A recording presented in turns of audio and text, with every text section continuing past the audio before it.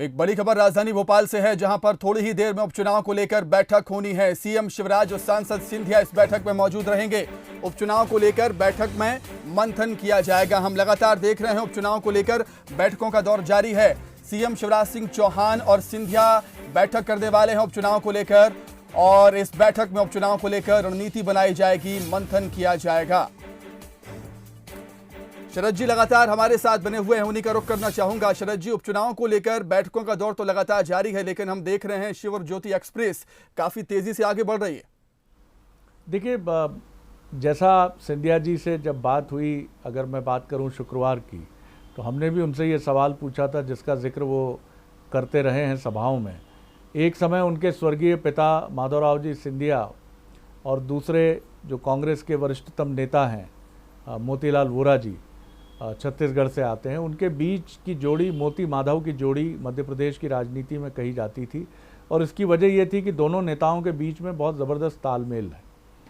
ज्योतिरादित्य सिंधिया लगातार अपनी body language से ये जेस्चर देने की कोशिश, ये संकेत देने की कोशिश कर रहे हैं कि वो शिवराज सिंह चौहान के साथ बिल्कुल उसी तरह की एक जोड़ी की तैयारी में है, और दोनों नेता एक दूसरे के हम कदम बनकर मध्य प्रदेश में बीजेपी को और मजबूती देते हुए बाई इलेक्शन के बेहतर नतीजों के लिए एड़ी चोटी का जोर लगा रहे हैं।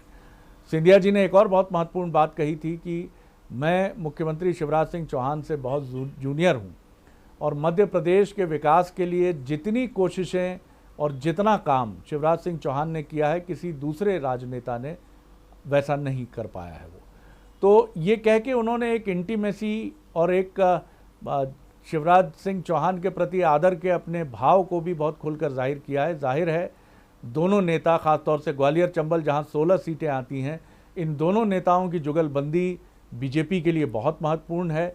और यही वजह है कि तमाम पहलुओं पर, क्योंकि अब तक जो फीडबैक आया है सिंधिया जी के सामने भी ग्वालियर चंबल की सीटों का और मध्य प्रदेश की बाकी सीटों का, उस पर यह जोड़ी विचार करेगी और आगे की रणनीति भी तय करेगी।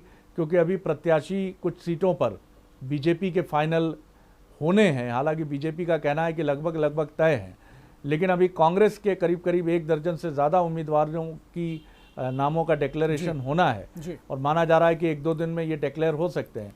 तो बीजेपी उस रणनीति पर भी विचार करेगी। तो जाहिर है ये दोनों नेता बैठेंगे तो उपचुनाव के अलावा मध्य प्रदेश के और राजनीतिक हालातों पर भी इनके बीच चर्चा होगी। सुमित, बिल्कुल, ये जोड़ी भी काफ़ी अनोखी है, क्योंकि एक आक्रामक तेवर के हैं, वहीं एक नरम मिजाज के हैं।